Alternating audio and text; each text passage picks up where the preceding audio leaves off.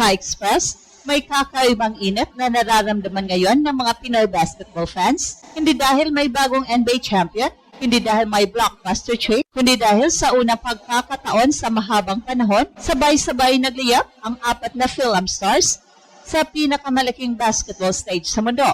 At habang tumatagal ang 2026 NBA season, lalong lumalakas ang usapan tungkol kina Jalen Green, Dylan Harper, Jordan Clarkson at Jared McCain. 4 na magkakaibang personalidad, 4 na magkakaibang estilo, pero isang epekto sa basketball world. Pinaparamdam nila na hindi na aksidente ang pagdami ng Pinoy blood sa NBA. Ito na ang bagong era, bagong panahon ni Jordan Clarkson, parang isa siyang rare exception, isang Phil-Am guard na nakapasok sa NBA at naging simbolo ng posibilidad para sa maraming batang Pinoy. Pagkatapos dumating si Jalen Green, mas explosive, mas athletic at mas global ang dating. At ngayon, habang patuloy pa rin umarangkada ang kanyang NBA career, marami pa ring fans ang naniniwala, isa siya sa pinakamapanganib na scorer sa bagong henerasyon. Pero ang mas nakakagulat, hindi pala doon matatapos. Biglang sumulpot si Jared McCain bilang isa sa pinaka-entertaining young guard sa liga, hindi lang dahil sa kanyang shooting at confidence, kundi dahil sa kanyang charisma, sobrang lakas humatak ng younger fans. At nang lumabas, na proud din siya sa kanyang Pinoy roots, lalong umugong ang kanyang pangalan sa Pilipinas. Pagkatapos nito, parang tuluyang sumabog ang hype nang dumating si Dylan Harper, anak ng NBA legend, top prospect, at may dugong Pinoy mula sa kanyang ina, si Maria Perazo Harper, na tubong Bataan. At ngayong nasa NBA na siya kasama ang San Antonio Spurs, maraming Pinoy fan ang parang biglang nanaginip ulit. Dahil isipin mo yon, may Phil-Am stars sa Spurs na parehong franchise kung saan naglalaro si Victor Wembanyama. Parang cinematic, parang scripted at habang lumalakas ang exposure ng mga Phil-Am stars na ito, mas lalo ring nagbabago ang tingin ng international basketball community sa Pilipinas. Hindi na lang tayo basta obsessed sa basketball. Unti-unti tayong nagiging bansang may tunay na dugo sa NBA future at dito lalong nagiging emotional ang buong kwento dahil noon, pangarap lang makita ang isang Pinoy sa NBA pero ngayon, may 4 na pwedeng suportahan, 4 na pangalan, 4 na mukha ng bagong panahon at ang pinakadelikado sa lahat, parang hindi pa ito ang dulo. Habang patuloy na umangat sina Jalen Green, Jordan Clarkson, Jared McCain at Dylan Harper, mas marami ring batang Phil-Am prospects ang nagsisimulang mangarap na sundan ang kanilang yapak. Ito ang tunay na epekto ng representasyon.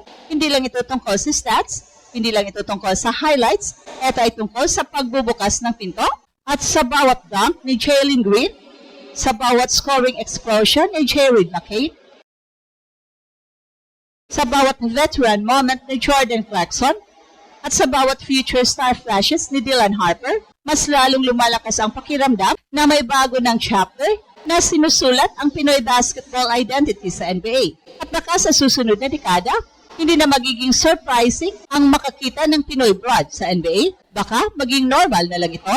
At ang pinaka-nakakagulat sa pag-usbong ni Jalen Green, Dylan Harper, Jordan Clarkson at Jared McCain ay hindi lang ang kanilang talento, kundi ang timing. Parang sabay-sabay silang dumating sa panahon kung kailan desperadong naghahanap ang basketball world ng bagong mukha sa global basketball at biglang andito ang 4 na Phil-Am stars na may kanya-kanyang kwento, charisma at superstar potential.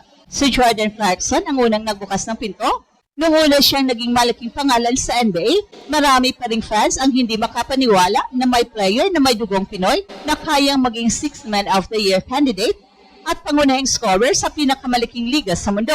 Pero habang tumatagal, hindi lang niya ni-representa ang Pilipinas, binago rin niya ang standards, pinakita niyang kaya maging flashy, confident at marketable ng ibang Phil-Am players sa international stage. Pagkatapos noon, dumating si Jalen Green at dito parang biglang nag-shift ang energy dahil si Jalen ay hindi simpleng solid NBA player lang, potential superstar ang tingin sa kanya ng maraming analyst. Ang kanyang explosiveness, scoring instincts, athleticism at confidence ay pawang ginawa para sa modern NBA at sa kanyang bawat highlight dunk, bawat three-point game, mas lalong lumalakas ang exposure ng Pinoy blood sa global basketball culture.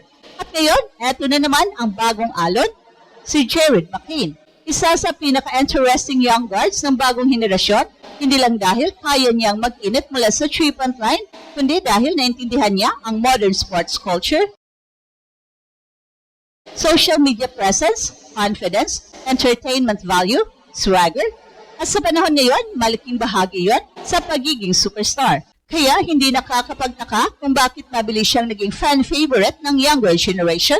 Pero kahit ganoon kalaki ang hype ni Jordan Clarkson, Jalen Green at Jared McCain, parang may kakaibang excitement na dala ni Dylan Harper. Siguro dahil sa sitwasyon niya, siguro dahil sa kanyang pangalan, o siguro dahil sa imahinasyon ng mga fans. Dahil kapag naisip ng mga tao na may Phil-Am star prospect na posibleng maging future cornerstone ng San Antonio Spurs kasama si Victor Wembanyama, parang biglang nagiging cinematic ang lahat. Future dynasty vibes, future global spotlight, at para sa maraming Pinoy, napakalaking bagay noon.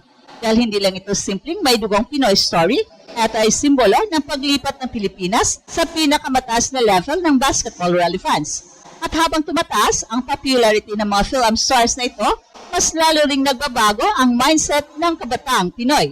Noon, maraming bata ang nangangarap lang maging PBA player. Ngayon, mas marami ng batang nangangarap na makarating mismo sa NBA. Dahil nakikita nila na posible pala, nakikita nila na may mukha silang pwedeng makita sa biggest stage.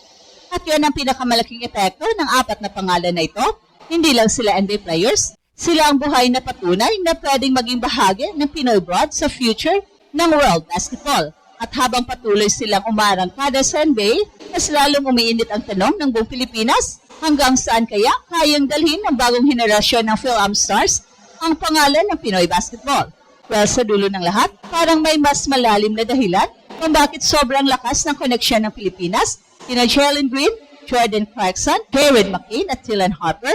Hindi lang ito dahil magagaling sila, hindi lang ito dahil may dugong Pinoy sila, kundi dahil bawat isa sa kanila ay representasyon ng isang pangarap na matagal nang gustong maabot ng basketball fans sa bansa. Pangarap na makita ang Pilipinas na konektado sa pinakamataas na antas ng basketball sa mundo. At ngayon, hindi na yun imposible. At habang patuloy na lumalawak ang influence ng mga Phil-Am stars sa NBA, mas lalong nagkakaroon ng kumpiyansa ang mga bagong henerasyon ng batang Pinoy players. Unti-unti nang nawawala ang dating mindset na hanggang local leagues lang tayo.